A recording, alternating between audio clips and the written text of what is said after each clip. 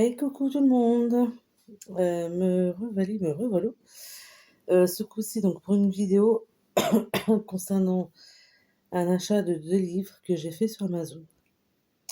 Donc je vais vous faire voir ça tout de suite. Le premier que j'ai pris, c'est celui-ci. Hop, voilà, comme ça. Je vais retirer le bandeau.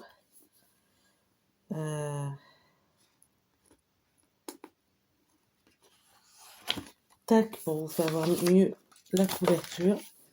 Voilà, je trouve ça plus joli comme ça. Donc c'est un livre de Marcus Cleaver, je ne connais pas du tout cet auteur. Le livre s'appelle C'était notre maison, vous n'auriez pas dû les laisser entrer, aux éditions Charleston. Donc j'ai vu passer ce livre-là sur une chaîne YouTube, une youtubeuse, je ne me souviens plus de son nom, je suis désolée, qui en a parlé et ça me tentait bien. Donc je vais vous lire le résumé.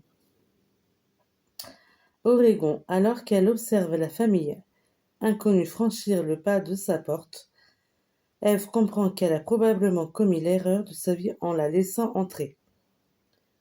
Ce soir d'hiver, une terreur glaçante balaie brutalement les plans d'avenir d'Ève et Charlie lorsqu'une étrange famille surgit sur leur perron et demande la permission de visiter la maison isolée que les deux jeunes femmes viennent tout juste d'acquérir, dans laquelle le père prétend avoir grandi. Rapidement, les phénomènes inexplicables s'enchaînent, la porte de l'effrayant sous-sol s'ouvre toute seule, des silhouettes décharnées arpentent les couloirs, et Shiloh, la border collie du jeune couple, change brutalement de comportement. Quand une tempête de neige éclate et la confine avec ses invités indésirables, Ève est rongée par une nouvelle inquiétude. Ils ne s'en iront plus jamais, lui souffle une petite voix. Entre horreur psychologique et épouvante, Marcus Cleaver signe un premier roman aussi glaçant qu'efficace. Voilà. Donc il est légèrement, j'avais pas vu ça, il est légèrement abîmé là, puis il y a des petites traces là. Enfin, bref.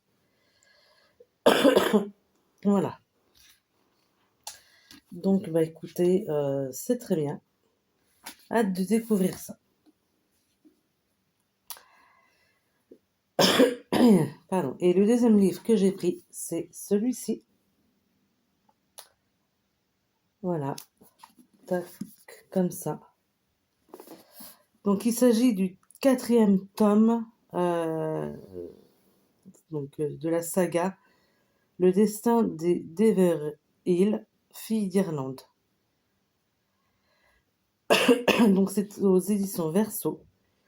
Il est assez gros, alors je me souviens plus les autres s'ils étaient aussi gros que ça ou pas, mais bon.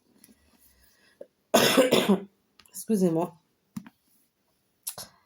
Donc j'ai vu que le 5e tome, je crois c'est en juin 2026 si je ne me trompe pas.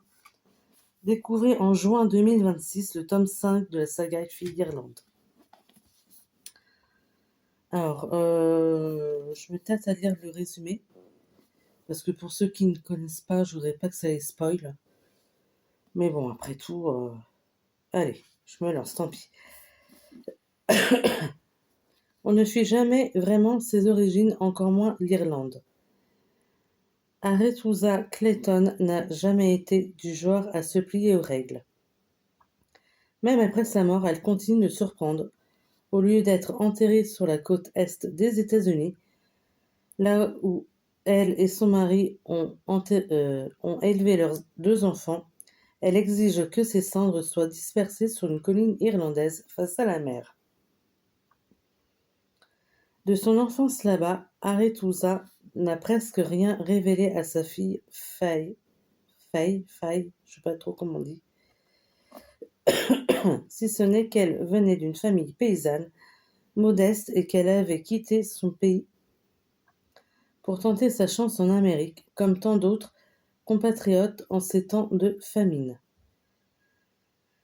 Déterminée à honorer les dernières volontés de sa mère et à percer les silences qu'elle laisse derrière elle, Faye part seule pour le village de Ballinakeli. Sur cette terre chargée de mémoire, elle s'apprête à découvrir la véritable raison qui a poussé Arethusa à vouloir y reposer en paix. Donc le 4e tome de l'éblouissante saga irlandaise best-seller qui comblera les lecteurs et lectrices de Lucinda Riley et Kate Morton. Santa Montefiore est au Royaume-Uni ce que Lucinda Riley est à l'Irlande, un monument populaire, selon Sandrine Mariette, elle.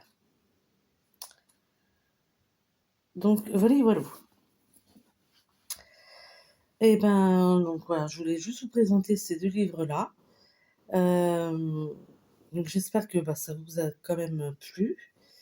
N'hésitez pas, si cette vidéo vous a plu, donc à mettre un pouce vers le haut, à laisser des petits commentaires, et puis oui, voilà, je vous souhaite plein de bonnes choses, et je vous dis à la prochaine. Ciao ciao tout le monde.